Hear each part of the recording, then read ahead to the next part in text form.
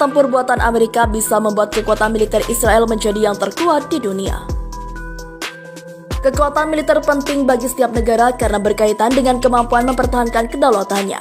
Setiap negara tentu akan berlomba untuk memiliki kekuatan militer yang disegani. Terlebih bagi negara yang masih sering mengalami ketegangan demi ketegangan dengan negara lain seperti Israel.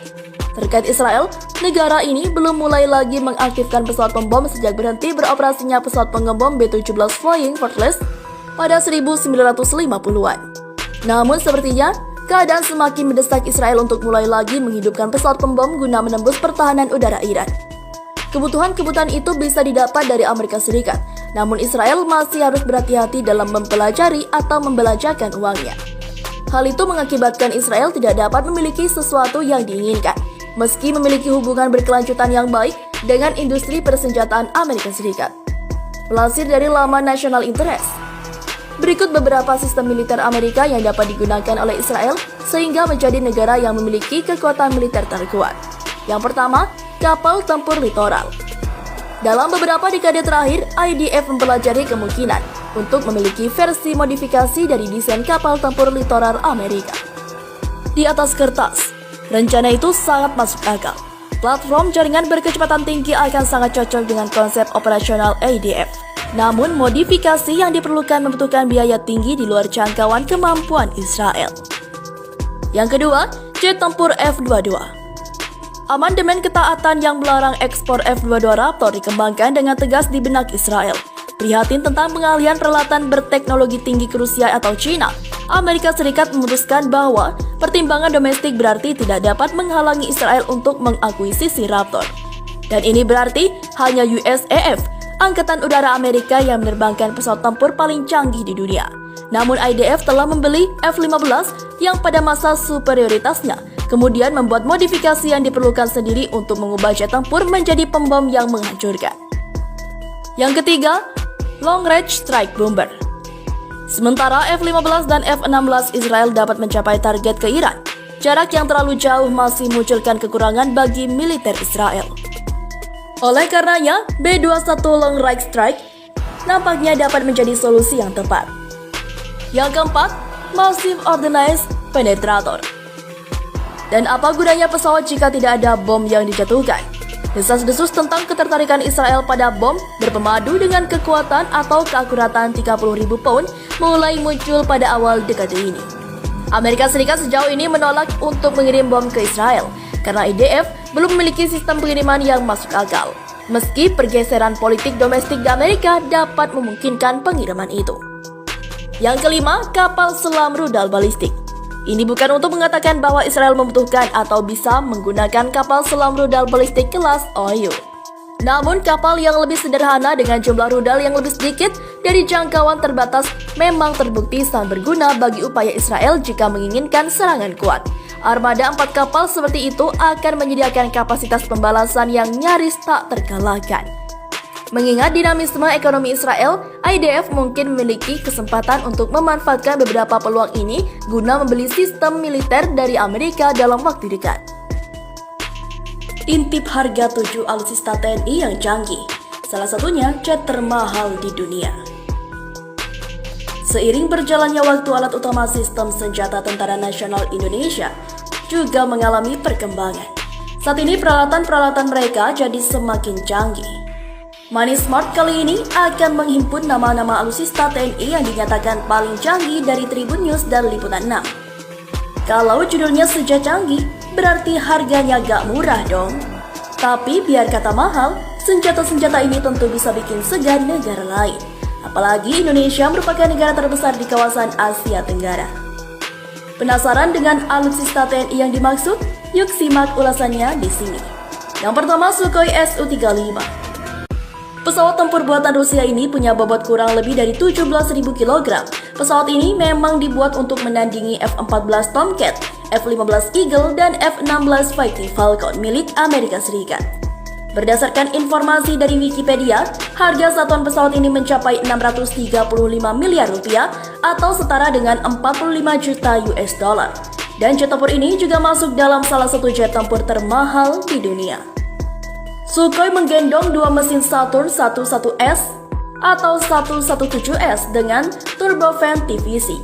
Pastinya, burung besi ini sanggup melesat di kecepatan 2.390 km per jam. Pesawat ini juga punya radar multimode, detektor inframerah, dan senjata yang telah diperbaharui. Yang kedua, tank Leopard. Alutsista TNI kedua adalah tank Leopard 2 yang diproduksi di negeri Panzer. Dulu, tank ini diperbarui militer Jerman di tahun 1970-an dan memiliki senjata meriam 120 mm L44. Pembelian tank ini dilakukan pada tahun 2011. Pada paket pembelian Leopard 2, Indonesia juga mendapat 50 Marder, 1 A3 IFV bekas pakai, 4 Buffalo ARV, 3 Leopard, 2 Leguan, dan 3 Kodiak AAV. Di tahun 2016, tank Leopard 2 Revolution tiba di Indonesia dan mulai diikuti sertakan dalam latihan perang. Menurut Wikipedia, harga satu unit tank ini mencapai 5,74 juta US dollar atau sekitar 81 miliar rupiah. Yang ketiga, KRI Nagapasa 403. Kapal yang ini adalah senjata angkatan laut. Kapal ini merupakan kapal selam pertama Indonesia kelas Cakra yang dibuat di Korea Selatan, lebih tepatnya di Daewoo Shipbuilding dan Marine Engineering.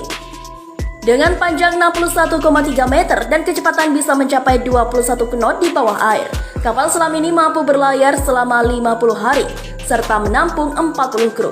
Alutsista TNI yang satu ini memiliki torpedo 533 mm dengan fasilitas 8 tabung peluncur. Sempat tersiar kabar kapal selam ini cukup murah dari segi harga. Untuk harga dari 3 kapal selam ini kabarnya hanya 1 miliar US dollar, tentu saja jauh lebih murah ketimbang kapal selam Eropa yang harganya per unit 450 juta US dollar. Yang keempat, helikopter Apache. Helikopter ini merupakan kendaraan tempur paling canggih milik TNI Angkatan Darat. Kabarnya harganya mencapai 500 miliar rupiah per unit. Alutsista TNI yang satu ini juga cukup mantap dalam jarak hal tempur dan juga ketahanan. Selain itu, heli asal Amerika Serikat ini juga bisa dioperasikan dalam segala kondisi cuaca.